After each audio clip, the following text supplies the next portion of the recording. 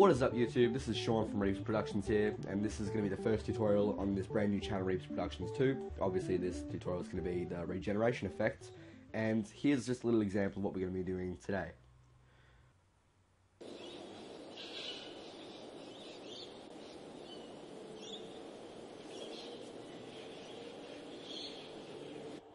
Alright, so you can see there what we're going to be doing.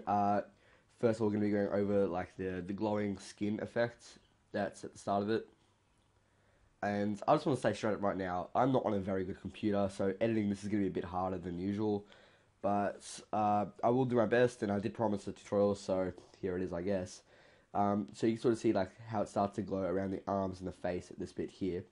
And as it goes on, it becomes more apparent. Then there's like a burst of a shockwave. All these sparks come around, all the particles start flying off. There's this atmospheric element, and then I'll show you how to add these bars at the top and bottom for a cinematic effect. Yeah, I think that's it. Alright, so let's get started. I'll just delete these compositions that I've already got here. And all I'm going to be going over in this effect is just how to do that starting bit. I'm not going to be going over the face morphing or how to end it, because it's all using the exact same sort of elements. The only thing that's really like majorly different is with the face morph. All I did there was took a video of me, Will, and in the exact same spots. Then I masked around me and then just moved it along with Will's face, and then just increased the opacity over time. And if you get that, then that obviously means you're advanced enough to be able to follow this. If you don't know what I'm saying, or you don't know anything like that, then you might want to go check out some more tutorials on like basic After Effects, and then come back to this if you want to get to know more. Alright, let's get started. So I'll grab my raw footage and I'll drop it into a new composition. And straight up I can tell that I've got too much footage that I'm going to want to work with. I'm going to want to cut it down. And also, because I'm on a slow computer, I'm going to want to lower the resolution to a third. And that should make things go a lot faster. So I'm just going to pick the times that I actually want to use in this effect. You can obviously have this as long or as short as you want. It just depends on render time. And I'm going to be going no longer than like 4 seconds, for example.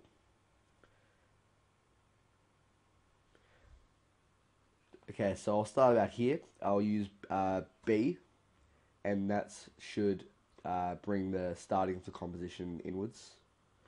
So if I just, yep, there we go. And then I'll go to, say, 25, and then I'll press N to shorten the composition. Then what I'll do is I'll right click on the work area, and I'll just select trim comp to work area. So now I've got this to work with. I might just bring it in a little bit more, just so I can render it fast for you guys and you can see what's going on. Alright, that'll be good. Alright, so the first thing we're going to want to do is work out the particle system coming out from the head and the arms. I will say straight up, the things you're going to need for this tutorial is Trapcode particular. If you don't have that, or you don't have the money for that, then you can use the inbuilt CC particle world, I believe it's called. It doesn't give that as much of a good effect as particle does, but you can still have a very good effect from that. I'll also be using some elements from Action Essentials, which is again from Video Copilot. And again, if you don't have the money for that, then you can download some free stock footage on the internet. And optionally, I'll be using again Video Copilot's optical flares. That will just add like a more cinematic shot, and the rest will be inbuilt in After Effects. So let's begin. I'll start new layer, go layer, new, solid, and the color won't matter because no matter what, we're just going to be chucking particle on top of that, and we're also going to make sure that it's a comp size. So we'll just go make comp size, and we'll just call this a head particle. Whoops, if I could spell. Okay, press enter to make that. And I'm going to be making this effect just once, and then I'm going to duplicate it 3 times, and then reposition it for the arms. So I'll go to Effect, Trapcode, Particular, and then this comes straight up. So we're going to reposition the starting things to the point where he starts. I start spitting out all the particles, and by memory, I do look like the most stupid person on the planet when I do this.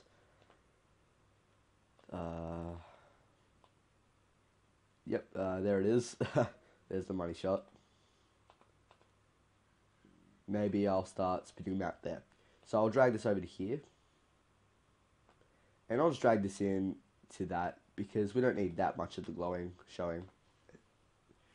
Okay, so right there, it starts spinning out. The particles are moving really slow right now, so what we're going to straight up do is go to the emitter, change the particle type, the amount of particles per second to maybe 500. We should be fine with that. And then we're going to boost the velocity to like 1,500. We're going to change the direction to directional, and we're going to position this to the head right there. And so straight up, if we just try to scroll through it and we solo that, we can see what we've done. And I can already tell we're going to need to quickly change up some stuff. Because it's directional, it's coming towards the camera. If we go to the Y rotation, the X rotation, and put it going straight up to 90 degrees, unsolo that, see what that looks like. We can start to see how fast this is starting to spit out now. So if I just quickly do a render on that. Yeah, that should definitely be fast enough. The major thing that makes this effect work is the motion blur in the particles, so we can just turn that on for the comp, and then on for that, and then we can start to see what that does straight off. We might want to turn the particle count down to like 300, just so it renders faster, especially when we duplicate this 2 other times. And that's actually a good basis, unless we want to turn this down to maybe like 15, the directional spread. And now we're going to move on to the particle look. So if we go in there, we can turn the life to just 1, because by that point all the particles are off the screen. We can change it from sphere to glow sphere, and we'll turn the size up to 15. And we'll just have a quick render of this, see what that looks like. To make rendering faster, what you guys do is turn off the composition motion blur, and we'll just have a quick look.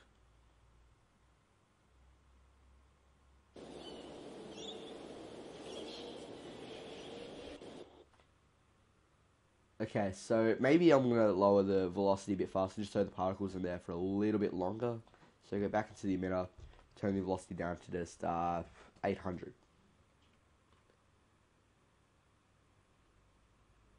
Maybe that's too low, so I'll just put it down to just 1000. And to compensate, I'll just turn the directional spread up to 18. And that should work well. Alright, so go back to the particle, and now we're going to work on the color of it. So we could just change the particle color here, but that'll just give a flat yellow effect, and that's going to look good. So instead we're going to go to Effect, Stylize, and Glow. And this is just an extra glow to it. We're going to change it from original colors to AB colors, and then we're going to change those colors down here to some warmy, fiery looks. So maybe this first one will be like an orangey yellow, and the next one will just be a lot more orange. And if we turn the threshold down and increase the radius, we can start to see what that does if we just go to a bit where there's more particles. And if we turn motion blur back on, you can start to see what it does.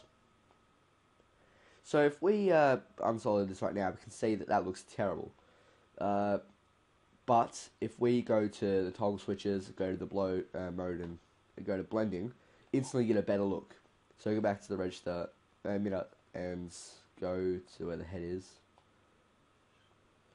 And if we just do a quick render of this, we want to render that bit, so instead we'll just check render from current time. And basically the values that I've changed, you just want to mess with those to get the best looking effect. But other than that, that's the basis of the particles. What we're going to do now is add like a fiery look to them. And yeah, that looks good right there. Okay, so now we're going to add a bit more of a fiery look to them. So we'll solo this to again have a better look at what we're doing. And we're going to go to Effects, I'll select the layer. Effects, Distort, and we're going to go to Turbulent Displace.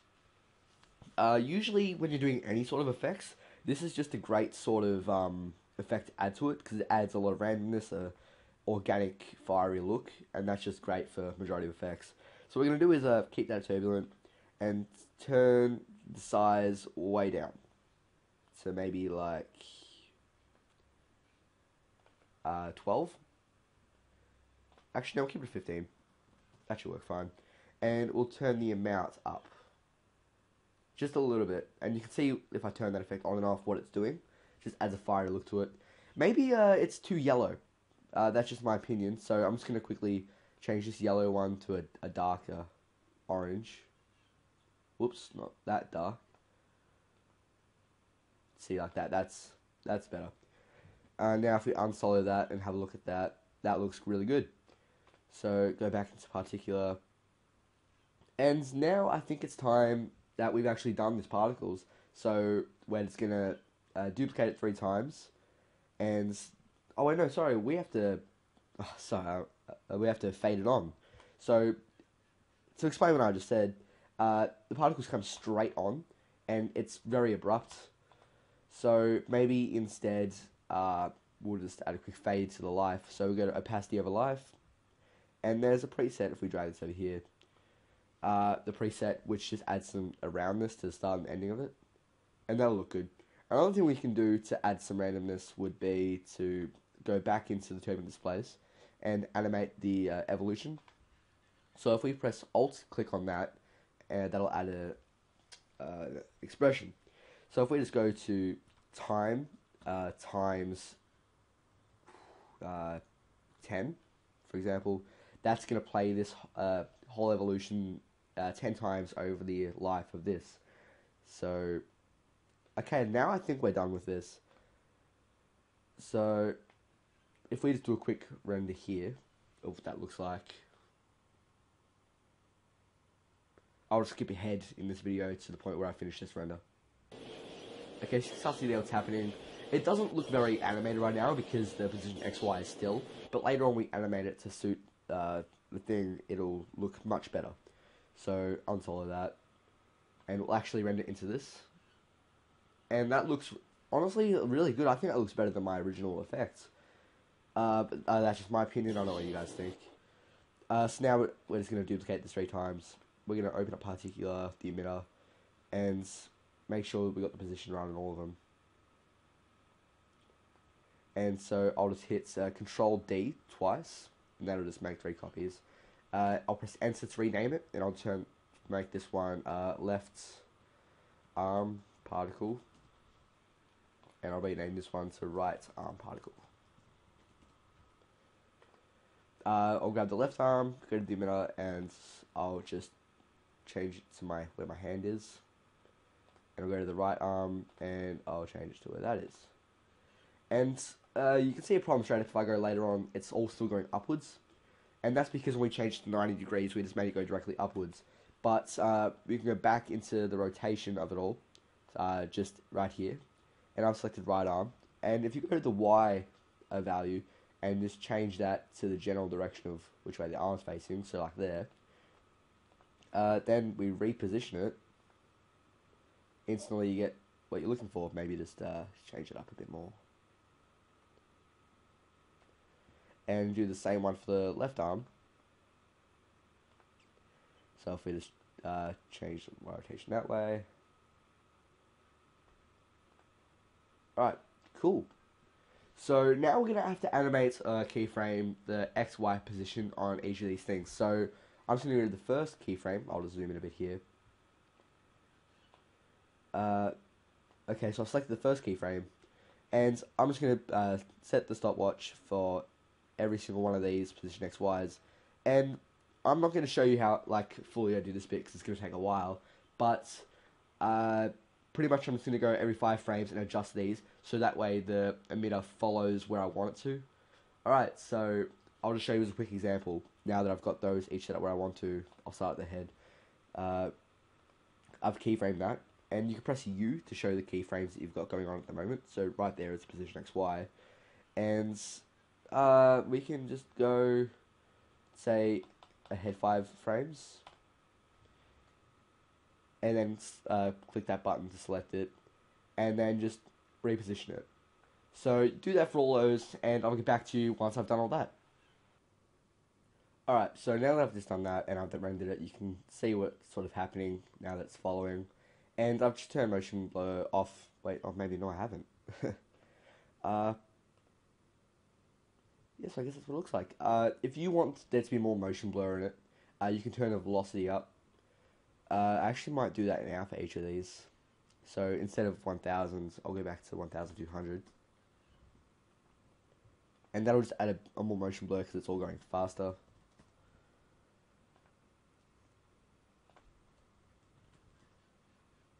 And you can start to see what's happening there.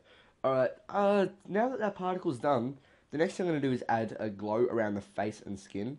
I'm just going to turn these off to work with this, because it'll just make the whole rendering faster. And pretty much I only want that to happen from this point and back.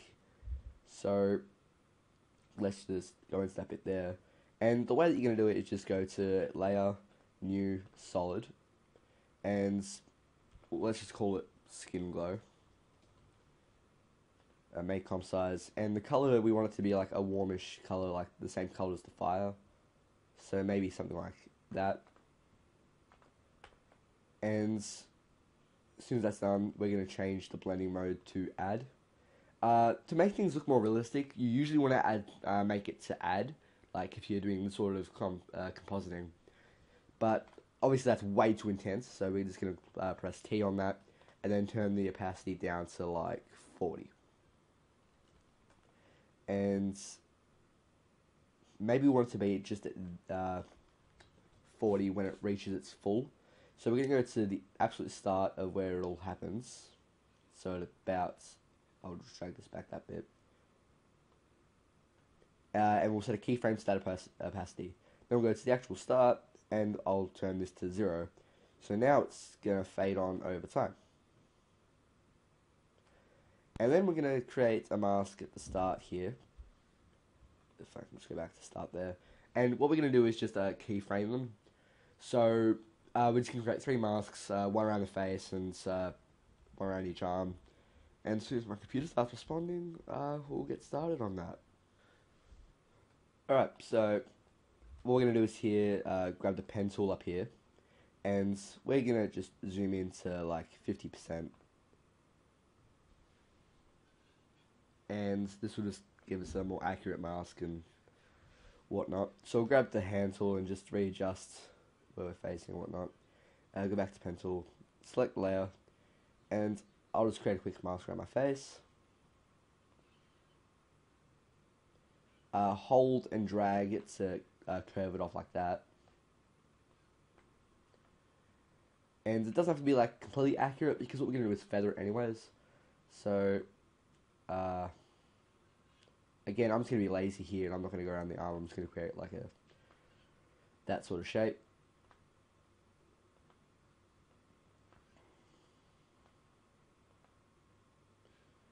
I can readjust that one a little bit though, because that just goes way out of the skin area. And press M on this layer to bring up all the masks, and we'll just keyframe all the mask paths. And now we're just going to go every 5 frames and adjust these to match where the skin is, and I'll get back to you once I've done that.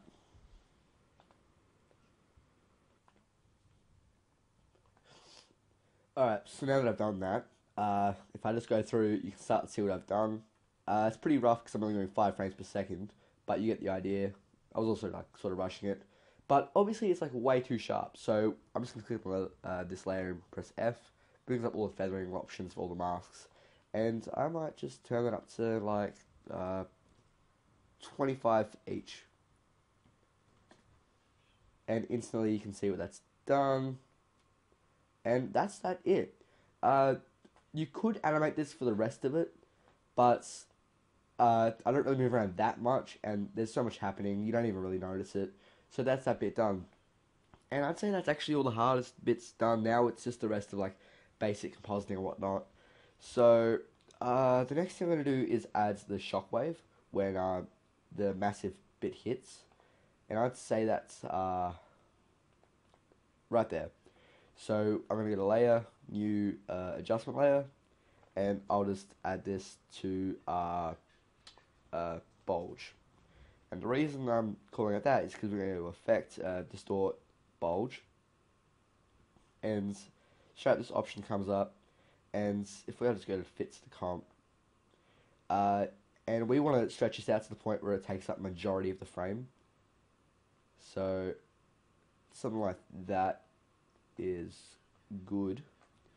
And we're going to play with the bulge height. So if we set a keyframe there and we go 2 frames back and set that to 0, you can start to see what's happening there. Maybe that's too intense, so we should just go to 0.6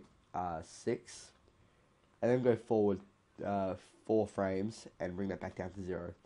And this is a really easy effect, but it's super effective. I'll just Alt, I don't know what that sort of bracket's called, it's like the square bracket. And that's just to close these off, and you can see what happens there. It looks sort of random now, but when we keep compositing, it'll suit really well.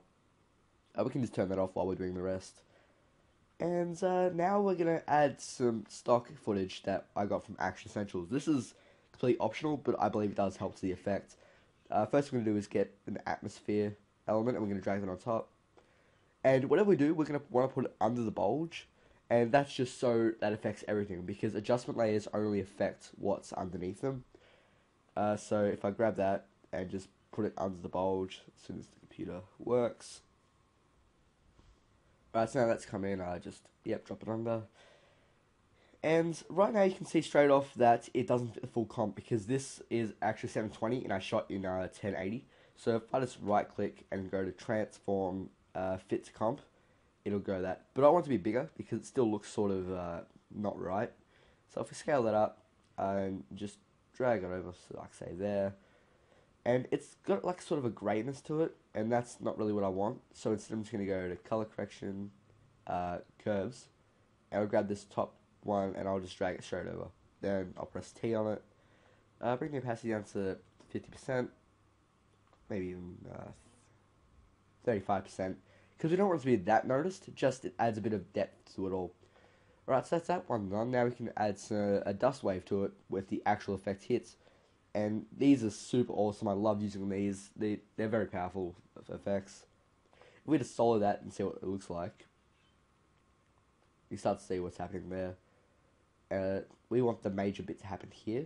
So if we drag that to where that starts, and you can tell that it's got a brownness to it, and again, I don't like that, so we can go to color correction, tint, and set the opacity down to 40. And the same thing with before, transform, fit to comp. And if we put it there, it's going to come from there instead of where I want it to come from, which is the center. So if I just lay it like that, grab a mask, and I just go around the bottom of it, and I just put the mask a bit too high, so instead I'm just going to quickly select the mask and bring it down below. And then if I go to the mask subtract, press F on it, and then feather that to 50. Now I've got a soft edge on the bottom, and it's positioned exactly where I want it to be. So now I'm just going to quickly render this and see what it looks like. Alright, so this is just what it looks like here, with no particles and the no bulge, and it starts to look really good. Okay, that's almost all of it done. Now I've just got to add some spark elements to it all, and I'm just going to quickly render this out fully, just so I can deal with the sparks a bit more. Okay, so that's what it looks like for fully rendered. Now we're just going to add the sparks, and we want them to start coming on here. So if I just grab these spark elements again from Action Essentials, we'll just drop them on top. We'll change the blending mode to add, and hopefully that should look good. Drag them into that point there under the bulge. Okay, so now that those are in, I'll change the blending mode from all of them to add, and we're just going to start repositioning them one at a time. So if I just quickly turn the rest of these off, let's have a look at this first one that's still on, and straight up that'll just look good if it's just coming in from, like, say there, Okay, now the other one. Okay, so maybe we're going to rotate this and just make it go 90 degrees up, negative 90 degrees up. And that'll just be like some extra particles coming out of the head. Now the other one. Okay, so that's obviously like a lot of a closer up one. So if we just scale that down by pressing S on the keyboard, as soon as this works a bit fast. Okay, so now it started responding again. Press scale on it, and just drag that down a bit. And it's not going to be that big of an effect. It's just going to add some good elements to it. And finally, this false one. Okay, that's more of a crazy one. We're just going to actually just scale that down again, and just maybe put it right in the center there. So now if I just quickly minimize these, and then just turn them all on. So that's really crazy right there. That's going to look good. And now I'm just going to turn the particles back on, and then the bulge on, and then we'll have a quick look at where we stand on this effect.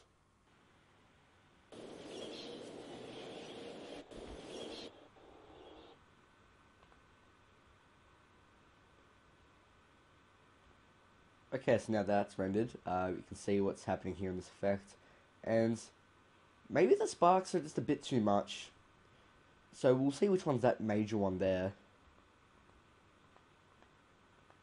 Okay, so what if we just delete that one, and we'll just grab one of these and just drag it a bit. Again, if you're always not happy with the effect, you can always change it. I mean, you're in complete control of these effects. Okay, so that looks good. So we've almost actually finished this. Now what we're going to do is just pre-compose all of this.